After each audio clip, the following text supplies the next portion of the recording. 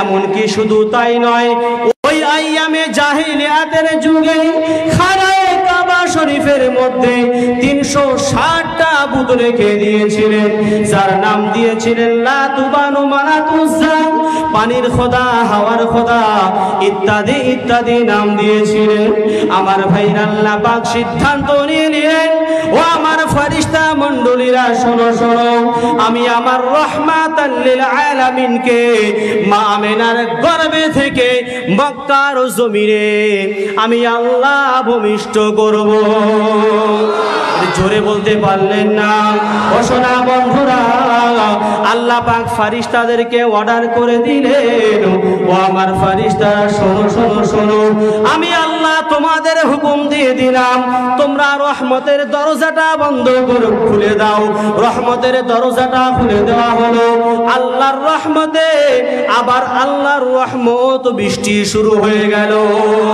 ওই যে মক্কার জমিনে বৃষ্টির অভাবে, আল্লাহর রহমতের অভাবে গাছ গাছালিগুলো শুকিয়ে সব নষ্ট হয়ে গিয়েছিল। আমার সোনা বন্ধুরা, ওই আল্লাহর রহমত পেয়ে, বৃষ্টি পেয়ে আবার তারা তরতাজা হয়ে গেল। জোরে বলতে পারলেন না? আল্লাহ সুবহানাহু ওয়া তাআলা সেই সময় মক্কার জমিন থেকে সে সমস্ত নোংরাগুলো ছিল, যে সমস্ত খুনোখুনি ছিল বা সে সমস্ত অন্যায় কাজগুলো ছিল, আমার রসুল আসার পরে মক্কাটা আলোয় আলোকিত হয়ে গেছেন। জোরে বলুন না সুবহানাল্লাহ।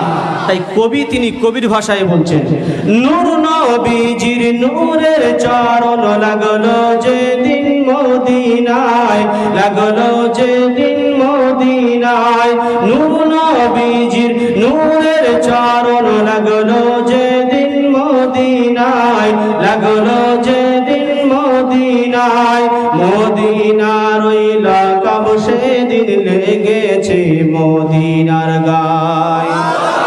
আর একটু জোরে বলুন। তাই বোঝা গেল কি, যে আমার রসুল মক্কার জমিনে আসার পরে আল্লাহ পাক যত রহমত ছিল, যত শান্তি ছিল, মক্কাবাসীরা পেয়ে গেল। জোরে বলুন না সুবহানাল্লাহ।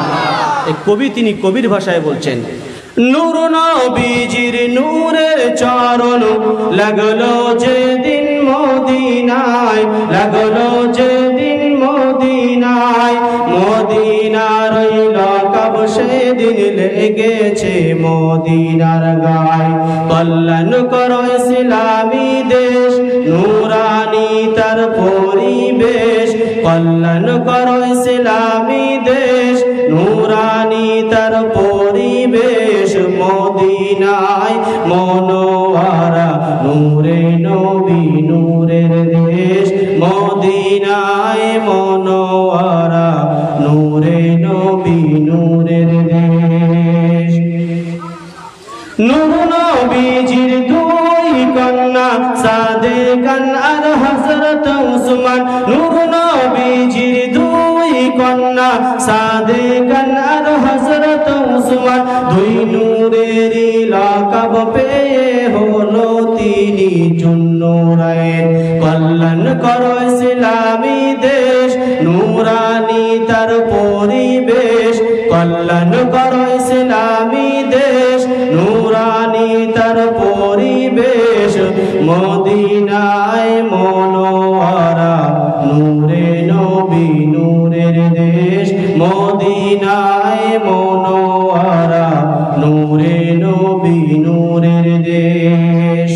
আল কোরআনের প্রেরক নূর, আল কোরআনের বাহক নূর, আল কোরআনের প্রেরক নূর, আল কোরআনের বাহক নূর, যে পাহাড়ে নাজিল হলো সে পাহাড়ও জবলে নূর, যে পাহাড়ে নাজিল হলো সে পাহাড়ও জবলে নূর।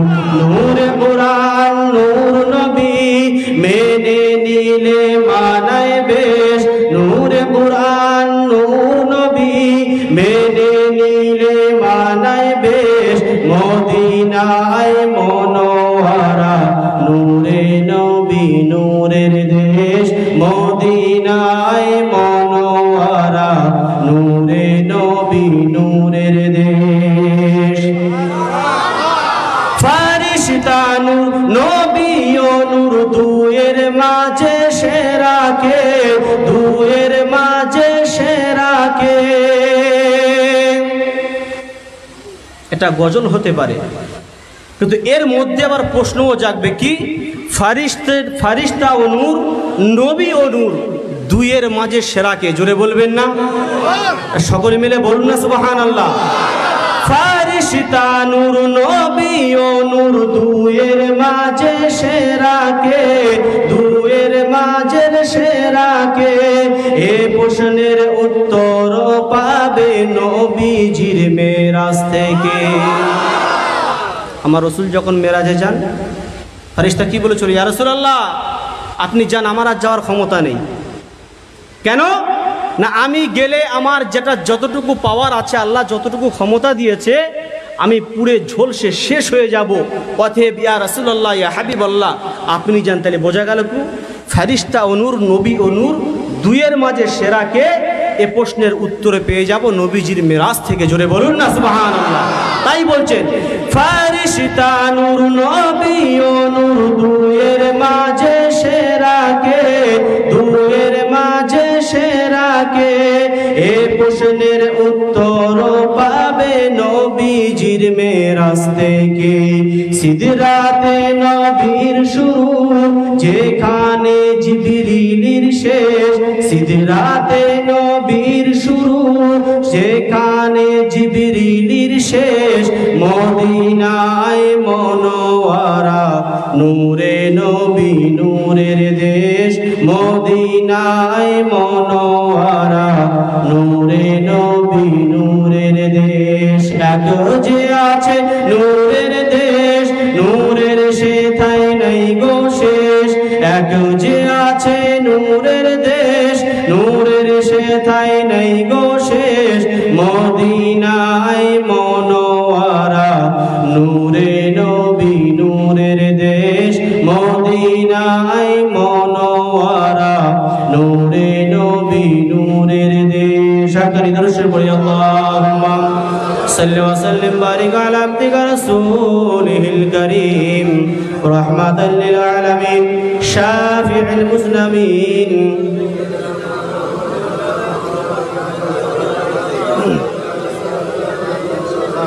কামা সাল্লাইতা ওয়া সাল্লামতা।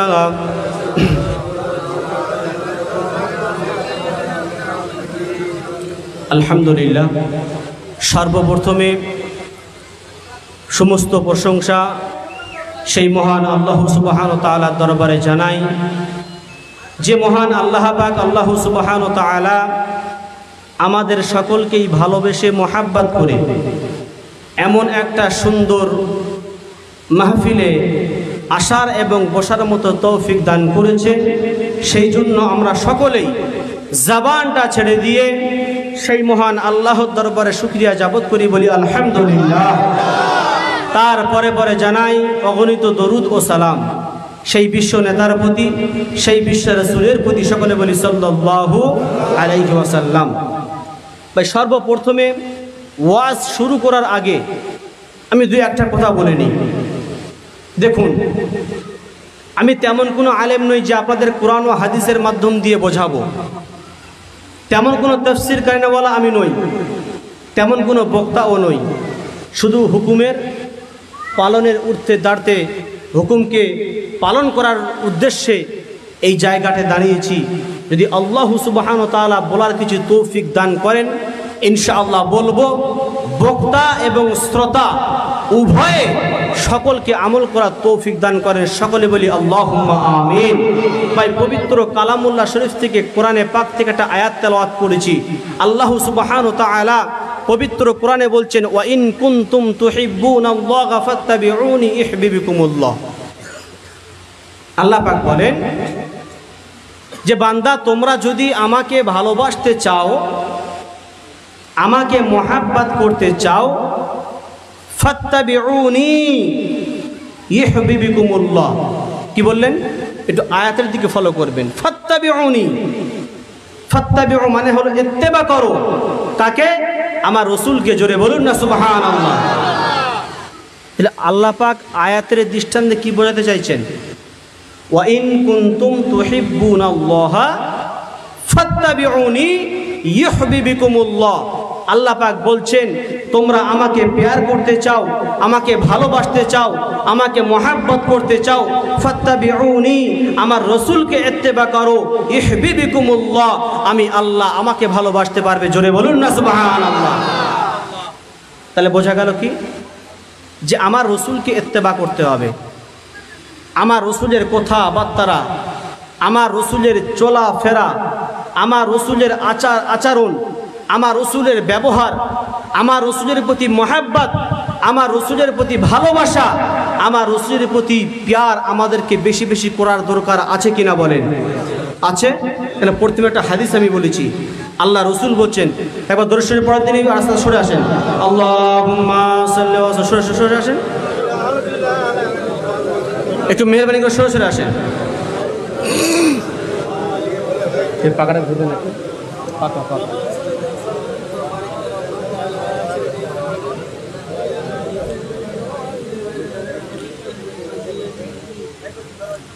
তাহলে আল্লাহ সুবহানাহু ওয়া তাআলা আমাদেরকে কোরআনে কারিমার আয়াতের মাধ্যম দিয়ে বুঝিয়ে দিলেন যে আমার রসুলের প্রতি ভালোবাসা, রসুলের ইত্তেবা আমাদের করতে হবে।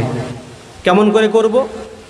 যেমন ভালোবেসেছিলেন হযরতে আবু বকর সিদ্দিক রাদিয়াল্লাহু তাআলা আনহু, যেমন ভালোবেসেছিলেন ওমর ফারুক রাদিয়াল্লাহু তাআলা আনহু, যেমন ভালোবেসেছিলেন হযরতে আলী কারিমুল্লাহ ওয়াজহু, যেমন ভালোবেসেছিলেন হযরতে উসমান গনি রাদিয়াল্লাহু তাআলা আনহু।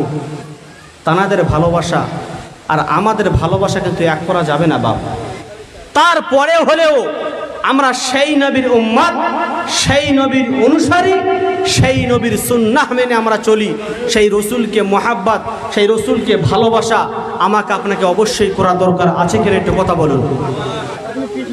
সেই রসুলের ভালোবাসা, সেই রসুলের মহাব্বত আমাকে আপনাকে অবশ্যই করতে হবে। যেমন ভালোবেসেছিলেন হযরতে আবু বকর সিদ্দিক রাদিয়াল্লাহু তাআলা আনহু। একটু টুকটুক করে যদি আলোচনা করা যায় ইনশাআল্লাহ আপনারা আস্তে আস্তে বুঝতে পারবেন।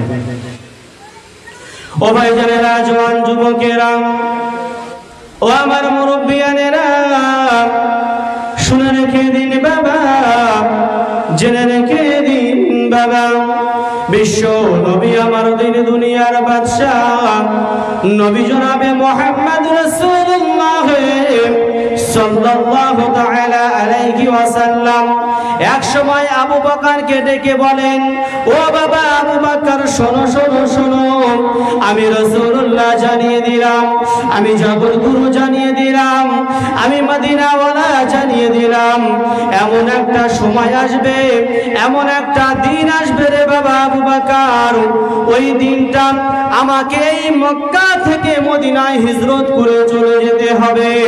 ও বাবা আবু বকর, শোনো শোনো শোনো, আমি রাসূলুল্লাহ জানিয়ে দিলাম, আমি হাবিবুল্লাহ জানিয়ে দিলাম, ওই দিনে তুমি আমার সঙ্গী হবে, তুমি আমার সাথী হবে বাবা আবু বকর। ও সোনা বন্ধু আমার, আল্লাহ রসুল, আল্লাহর হাবিব এই কথাটা বলার পরে আল্লাহ রসুল বিদায় নিয়ে চলে গেলেন। আমার সোনা বন্ধুরা, এই কথাটা বলার পরে মাঝখানে 6 মাস পার হয়ে গেছে। কি বললাম? আল্লাহ রসুল বলেন, বাবা আবু বকর, এমন একটা দিন, এমন একটা সময় আসবে যে দিনে তুমি আমার সঙ্গী হবে, তুমি আমার সাথী হবে, আর ওই দিনে ওই মক্কা থেকে মদিনায় হিজরত করতে হবে, আর ওই দিনের সাথী বা ওই দিনের সঙ্গী বাবা আবু বকর তুমি হবে। একবার জোরে বলুন না সুবহানাল্লাহ। আল্লাহ রসুল, আল্লাহর হাবিব এই কথাটা বলার পরে মাঝখানে 6 মাস পার হয়ে গেলেন। 6 মাস পার হয়ে যাওয়ার পরে আল্লাহর রসুল, আল্লাহর হাবিব, আল্লাহ পাকের হুকুমে অর্ডার হলো, এ আমার নবী, এ আমার হাবিব, এই মুহূর্তে তোমাকে মক্কা থেকে মদিনায় হিজরত করতে হবে। আল্লাহ রসুল, আল্লাহর হাবিব কি করলেন? টুকটুক টুকটুক করে হযরতে আবু বকর সিদ্দিক রাদিয়াল্লাহু তাআলা আনহুর বাড়ির সামনে গিয়ে হাজির। একবার জোরে বলুন না সুবহানাল্লাহ।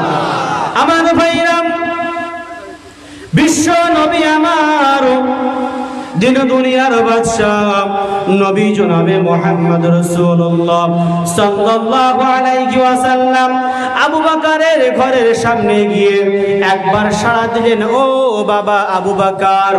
এই কথা বলতে না বলতেই লাব্বাইকা সাদাইকা ইয়া রাসূলুল্লাহ, এটা জোরে বলতে পারলেন না। আমার ভাইরা, আল্লাহ রাসূল আল্লাহর হাবিব যে সময় আবু বকরকে বলেছিল, ও বাবা আবু বকর, এমন একটা দিন, এমন একটা সময় আসবে রে বাপ, যেদিন আমার সাথী আর কেউ হবে না। ওই দিনের সাথী, ওই দিনের সঙ্গী তুমি আবু বকর আমার সাথী হয়ে যাবে বাপ। ও ভাই জানেরা, এই কথাটা বলার পরে মাঝখানে যে 6 মাস পার হয়ে গেল, আল্লাহ রাসূল মনে মনে করছেন, আমি যে 6 মাস আগে আবু বকরকে বলেছিলাম যে আবু বকর তুমি আমার সঙ্গী হবে, তুমি আমার সাথী হবে, না জানি আবু বকর কোন পরিস্থিতি বাড়িতে আছে, না জানি আবু বকর কি হালাতে আছে, আমি এই গভীর রাত্রিরে আবু বকরের ডাকের সাড়া পাবো কিনা জানি না। 6 মাস অতিক্রম হয়ে যাওয়ার পরে আল্লাহর রাসূল আল্লাহর হাবিব টুক টুক টুক টুক করে যখন আবু বকরের বাড়ির সামনে গিয়ে একটু আস্তে করে আওয়াজ দিয়েছেন, ও বাবা আবু বকর। আবু বকর রাদিয়াল্লাহু তাআলা আনহু সঙ্গে সঙ্গে সাড়া দিলেন, লাব্বাইকা সাদাইকা ইয়া রাসূলুল্লাহ। আল্লাহ রাসূল আশ্চর্য হয়ে গেলেন, ও বাবা আবু বকর, আমি তো বাবা আজ থেকে 6 মাস আগে তোমাকে বলেছিলাম যে বাবা আবু বকর, এমন একটা দিন, এমন একটা সময় আসবে, ওই দিন তুমি আমার সঙ্গী হবে, কিন্তু মাঝখানে তো 6 মাস পার হয়ে গেছে, আর আমি রাসূল এই সময় আসব, এই গভীর রাত্রি আসব, বাবা তুমি কি করে জানলে? আবু বকর বলছেন, ইয়া রাসূলুল্লাহ, ইয়া হাবিবাল্লাহ, আপনি যে আমার ওই 6 মাস আগে আমাকে ইত্তলা করে দিয়েছেন, আমাকে সাবধান করে দিয়েছেন, ইয়া রাসূলুল্লাহ, ইয়া হাবিবাল্লাহ, আমি এই কথা মনে মনে করলাম যে আমার রাসূল না জানি কোন মুহূর্তে এসে পড়বে, আমার রাসূল না জানি কোন সময় এসে পড়বে, আর আমাকে ডাকবে, আমি ডাকে সাড়া দিতে পারবো না, ইয়া রাসূলুল্লাহ, আপনার সামনে গুস্তাগি হয়ে যাবে, বেয়াদবি হয়ে যাবে। সেই জন্য করে আমি আবু বকর সেই 6 মাস দিন থেকে নিয়ে দিন রাত পার হয়ে গেছে, ইয়া রাসূলুল্লাহ, এই দরজার সামনে আপনার অপেক্ষায় আছি, জোরে বলুন না সুবহানাল্লাহ। তাহলে তারা কেমন মহাব্বত করেছিলেন রাসূলকে, কেমন ভালোবেসেছিলেন? হ্যাঁ, একটা ঘটনা আমার মনে পড়ে যাচ্ছে। সুফি মুফতি সাবল সিঙ্গাপুরি রহমাতুল্লাহ আলাই, যিনি কিনা এখন বর্তমান যিনি আমাদের হুজুর গোলাম মাস্টার সাহেব দামাত বারকাতুহু, এক সময় মানে সাবল সিঙ্গাপুরি রহমাতুল্লাহ আলাই মাস্টার সাহেব হুজুর গোলামকে ডেকে বলছেন, বাবা তুমি খাতা পেন নিয়ে রেডি থাকো, কেন তোমার লিখতে হবে। আর সত্যি আপনারা দেখেছেন কিনা আমি জানি না, আমি যে মসজিদে ইমামতি করি, ওই মসজিদে বর্তমান হুজুর কেবলার আমার কমিটির লেখার নাম আছে। সত্যি দেখলে মনে হবে যে কম্পিউটার থেকে যেন টাইপ করে নিয়ে এসছে, জোরে বলবেন না? সকলে মিলে বলুন না সুবহানাল্লাহ। এত সুন্দর হাতের লেখা, আল্লাহ পাক যেন মনে হচ্ছে ওনার হাতে মধু ঢেলে দিয়েছেন, জোরে বলুন না সুবহানাল্লাহ। তো সাবল সিঙ্গাপুরি রহমাতুল্লাহ আলাইহি বলছেন, বাবা তোমাকে কিছু লিখতে হবে। জাস্ট এই কথাটুকু বললেন। কি বললাম? যে তোমাকে কিছু লিখতে হবে।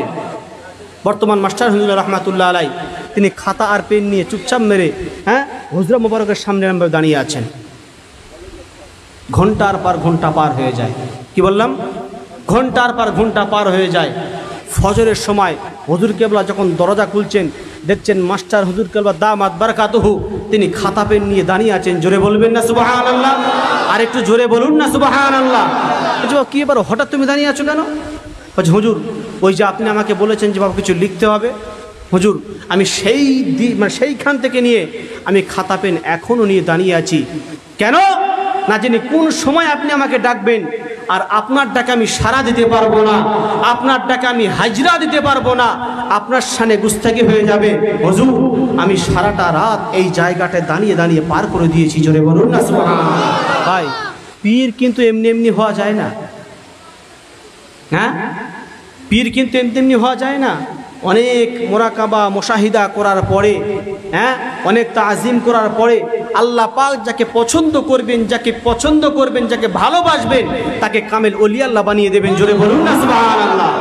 ঠিক তাকিয়ে দেখুন একটু, আবু বকর সিদ্দিক রাদিয়াল্লাহু তাআলা আনহু আল্লাহ রসুল ইত্তেরা করে দেওয়ার পরে মাঝখানে 6 মাস হয়ে যাওয়ার পরে আমার রসুল যখন একবার গিয়ে আস্তে করে ডাকলেন, বাবা আবু বকর, আল্লাহ রসুলের ডাকে আবু বকর সঙ্গে সঙ্গে সাড়া দিয়েছেন, লাব্বাইকা সাআদাইকা ইয়া রাসূলুল্লাহ, লাব্বাইকা সাআদাইকা ইয়া আমিরুল মুমিনিন। একবার জোরে বলুন না সুবহানাল্লাহ। সেই আবু বকর রাদিয়াল্লাহু তাআলা আনহুকে নিয়ে আমার রসুল, আমার হাবিব যে জায়গাটায় আত্মসমর্পণ করেছিলেন, আমি শুধু আপনাদের একটাই কথা বোঝাতে চাইছি যে রসুলের প্রতি কতটা আমাদের মহাব্বত করা দরকার, রসুলের প্রতি কতটা ভালোবাসা আমাদের রাখা দরকার। আমার শুধু এইটুকু বোঝাবার জন্য আপনাদেরকে বলছি। তো আবু বকর সিদ্দিক রাদিয়াল্লাহু তাআলা আনহু কি করলেন, বিশ্ব নবী সাল্লাল্লাহু আলাইহি ওয়াসাল্লামকে নিয়ে যে গুহাটায় আত্মসমর্পণ করেছিলেন, দেখছেন সেই গুহাটার চারিদিকে গর্ত ভর্তি হয়ে আছে। আল্লাহ রসুলকে বলেন, ইয়া রাসূলুল্লাহ, ইয়া হাবিবাল্লাহ, আপনি সারাটা রাত আপনার কষ্ট হয়ে গেছে, অতএব আপনার মাথাটা আমার উরুর উপরে রেখে দিয়ে আপনি একটু আরাম করুন। একবার জোরে বলুন না সুবহানাল্লাহ। আমার ভাইজানেরা, ওই সময় আবু বকর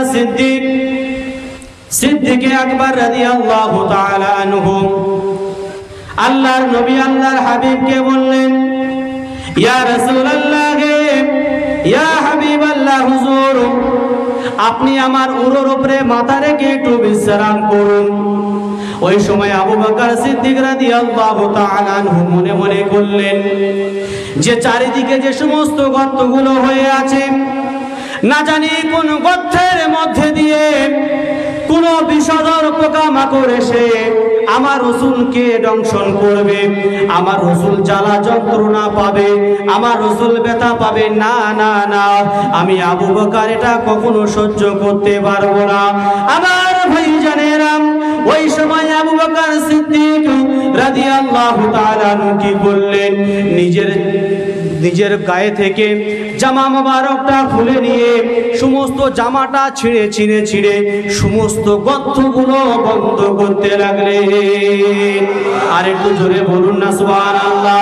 ও ভাইজানেরা, ওই সময় আবু বকর সিদ্দিক রাদিয়াল্লাহু তাআলা আনহু সমস্ত গর্তগুলো যখন বন্ধ করে দেওয়া হলো, আর একটা গর্ত মাত্র বন্ধ করে দেওয়ার মতো কাপড় জুটলো না, আল্লাহর নবী, আল্লাহর হাবিব আবু বকর সিদ্দিক রাদিয়াল্লাহু তাআলা আনহু উরুর উপরে মাথা রেখে আমার নবী আরাম ফরমাচ্ছেন, আরাম করছেন।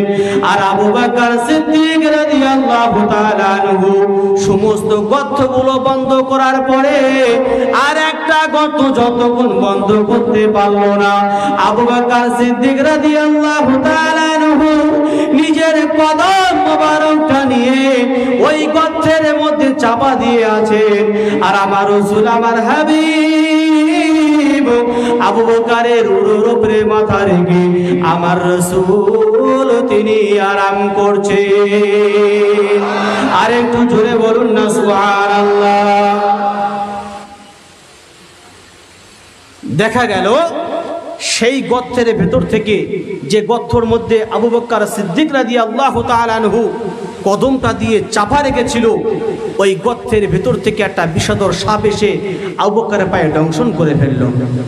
আমার ভাইরা, ওই দংশন করার পরে আবু বকর সিদ্দিক রাদিয়াল্লাহু তাআলা আনহু যন্ত্রণায় আর সহ্য করতে পারছে না। দেখা গেল কি, যে আবু বকর সিদ্দিক রাদিয়াল্লাহু তাআলা আনহু চোখ দিয়ে টস টস করে পানি পড়ছেন। আর ওই পানির ফোঁটা যখন আমার রসুলের মুখে পড়ল, আমার রসুলের আরামটা সঙ্গে সঙ্গে ভেঙে গেল।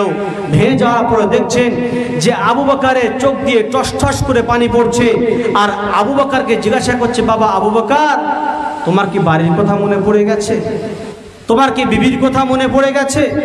না তোমার সংসারের কথা মনে পড়ে গেছে? ওই সময় আবু বকর বলেছিলেন, ইয়া রাসূলুল্লাহ, ইয়া হাবিবাল্লাহ, আমার বিবির কথা মনে পড়ে নাই, আমার সংসারের কথা মনে পড়ে নাই, আমার পিতা মাতার কথা মনে পড়ে নাই। তবে তুমি কেন কাঁদো বাবা আবু বকর? কেন তুমি কাঁদছো? আমার ভাইরা, ওই সময় আবু বকর বলেছেন, ইয়া রাসূলুল্লাহ, ইয়া হাবিবাল্লাহ, ওই যে আপনি একটা গর্ত দেখতে পাচ্ছেন, ওই গর্তের মধ্যে আমি পা দিয়ে রেখেছিলাম, আর ওই গর্তের ভেতর থেকে একটা বিষধর সাপ এসে আমাকে দংশন করেছে। ইয়া রাসূলুল্লাহ, ইয়া হাবিবাল্লাহ, আমি ওই যন্ত্রণার জ্বালায় আমি আবু বকর জ্বালা যন্ত্রণা সহ্য করতে না পেরে আমার চোখ দিয়ে পানি চলে এসেছে। একবার জোরে বলুন না সুবহানাল্লাহ। আমার ভাইরা, ওই সময় আবু বকর সিদ্দিক রাদিয়াল্লাহু তাআলা আনহু বলেন, ইয়া রাসূলুল্লাহ, ইয়া হাবিবাল্লাহ, হুজুর, আমি আবু বকর যদি আমার জীবনটা চলে যেত, আমি আবু বকর আমার জীবনের বিনিময় হলেও, ইয়া রাসূলুল্লাহ, ইয়া হাবিবাল্লাহ, হুজুর, আমি আবু বকর আপনার আরামটা নষ্ট করতাম না। জোরে বলতে পারলেন না। ওই সময় আবু বকর বলেন, ইয়া রাসূলুল্লাহ, ইয়া হাবিবাল্লাহ, হুজুর, আমি জ্বালা যন্ত্রণা সহ্য করতে পারি নাই, আমি জ্বালা যন্ত্রণা সহ্য করতে না পেরে, আমার চোখের পানি আটকে না রাখতে পেরে, ইয়া রাসূলুল্লাহ, ইয়া হাবিবাল্লাহ, হুজুর, আমার চোখের পানি আপনার মুখে পড়ে যাওয়ার কারণে আপনার আরামটা নষ্ট হয়ে গেছে। ইয়া রাসূলুল্লাহ, ইয়া হাবিবাল্লাহ, হুজুর, আমি আবু বকর আমার বিয়াদবিটা ক্ষমা করে দিন, আমার বিয়াদবিটা মাফ করে দিন। ওই সময় বিশ্ব নবী জনাবে মুহাম্মদ রাসূলুল্লাহ সাল্লাল্লাহু তাআলা আলাইহি ওয়াসাল্লাম নিজের থুতু মোবারকটা নিয়ে আবু বকর রাদিয়াল্লাহু তাআলা আনহুর কদম মোবারকে যখন লাগিয়ে দিলেন, আবু বকরের সমস্ত জ্বালা যন্ত্রণাটা শেষ হয়ে গেল। আবু বকরের সমস্ত ব্যথা যা ছিল সব কিছু আমার আল্লাহ দূর করে দিল। কি মহাব্বত তারা করেছিলেন, কি ভালো তারা বেসেছিলেন। আর আজকে আমরাও নবীকে ভালোবাসি। কিরাম ভালোবাসি? আমরা নবীর দিওয়ানা, নামাজ পড়তে জানি না, আমরা নবীর দিওয়ানা, দাড়ি কাটা কখনো ভুলবো না, আমরা নবীর দিওয়ানা, নবীর সুন্নাতকে মেনে চলবো না, আমরা নবীর দিওয়ানা, নবীকে অনুসরণ করব না। এর নাম হলো মুহাব্বত। ও সোনা বন্ধুরা, এর নাম মুহাব্বত বলা যাবে না। রাসূলকে ভালোবাসতে গেলে, রাসূলের সাথে মুহাব্বত রাখতে গেলে, রাসূলকে ইত্তেবা করতে গেলে, রাসূলের সুন্নাতকে মেনে চলার আছে দরকার কিনা বলেন? নামাজ পড়ার দরকার আছে কিনা বলেন? রাসূলের কথা মানার দরকার আছে কিনা বলেন? আমার ভাইরা, সাহাবাদের দিকে লক্ষ্য করলে দেখা যায় সাহাবায়ে কেরাম রাদিয়াল্লাহু তাআলা আনহুম আল্লাহ রাসূলের এক কথার জন্য, আল্লাহ রাসূলের প্রতি তারা উহুদের ময়দানে, কোন কোন যুদ্ধের ময়দানে সাহাবায়ে কেরামরা তানারা সব শহীদ হয়ে গিয়েছিলেন। এটা জোরে বলুন না সুবহানাল্লাহ। সেই ভালোবাসা, সেই মুহাব্বত আমাদেরকে দেখাতে হবে। আজকে আপনি আমার হুজুর কেবলার দিকে তাকিয়ে দেখুন, যিনি কিনা তার মুরিদ মুতাদেরকে নিয়ে তিনি এতটাই চিন্তিতর মধ্যে থাকেন, এতটাই ব্যস্ত হয়ে থাকেন যে যাতে করে এরা দুনিয়ার জমিনে ভালো কাজ করে নেকি উপার্জন করে এরা যাতে জান্নাতে যেতে পারে। আমার হুজুর কেবলা সারাক্ষণ সেই হুজরা মোবারকে বসে বসে তিনি তানার এই কি করছেন, তারা মুরিদদের কথা চিন্তা করছেন। জোরে বলুন না সুবহানাল্লাহ। তিনি এমন এমন একটা সিস্টেম আমাদের কাছে রেখে গেছেন, যেগুলো যদি আমরা অক্ষরে অক্ষরে পালন করি, আমার ভাইরা, আমার আপনার নামায় আমলে অগণিত সওয়াব লেখা হবে। জোরে বলুন না সুবহানাল্লাহ। যদি বলেন কিরাম আমার আপনার নামায় সওয়াব লেখা হবে, ভাই আমরা গ্রামগঞ্জের মানুষ অনেক আছি, কোরআন পড়তে পারি না, কি ভাই ঠিক না বেঠিক? কথা বলুন।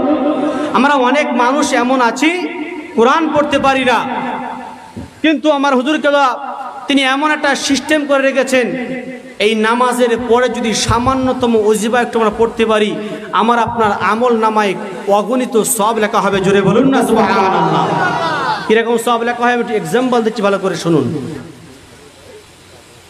প্রথমে আমার রসুলের দিকে যাই, যে বিশ্ব নবী জনাবে মুহাম্মদ রাসূলুল্লাহ সাল্লাল্লাহু আলাইহি ওয়াসাল্লাম বলেন, কেউ যদি একটা অক্ষর উচ্চারণ করে, কি বললাম,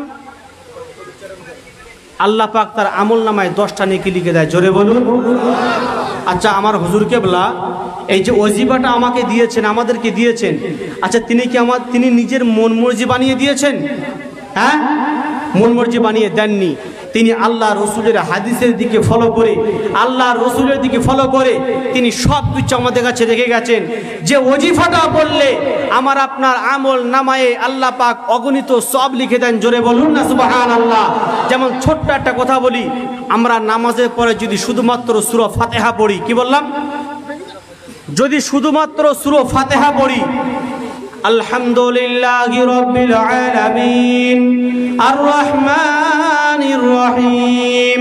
ও সোনা বন্ধু আমার, আপনি বাড়ি চলে যাবেন, 1 × 10 মারবেন, কি বললাম, 1 × 10 মারবেন, প্রতিটি অক্ষরে 10টা 10টা করে আপনি হিসাব মিলিয়ে যাবেন, দেখবেন আল্লাহ পাক আল্লাহ তাআলা আপনার আমল নামায় কোটি কোটি কোটি কোটি সব লিখে দেন। আর একটু জোরে বলতে পারলেন না?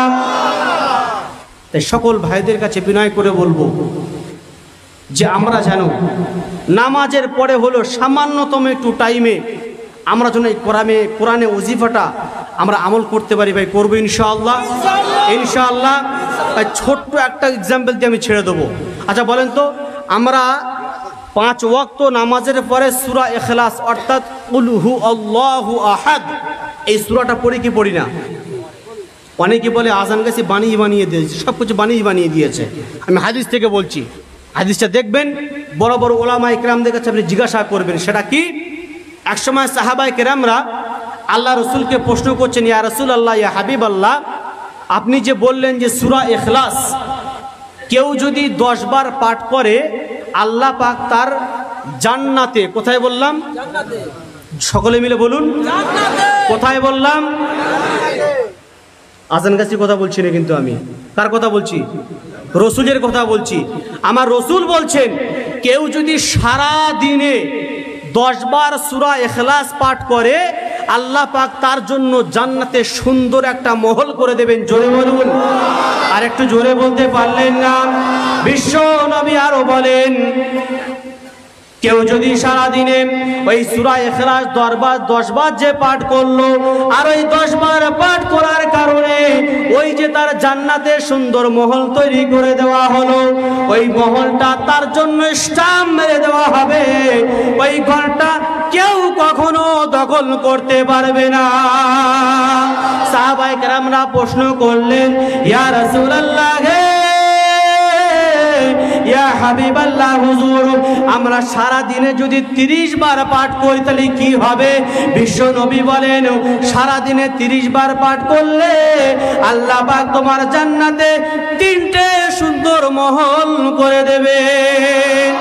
আবার প্রশ্ন করলেন, ইয়া রাসূলুল্লাহ, ইয়া হাবিবাল্লাহ, হুজুর সারা দিনে যদি 60 বার পাঠ করি তাহলে কি হবে?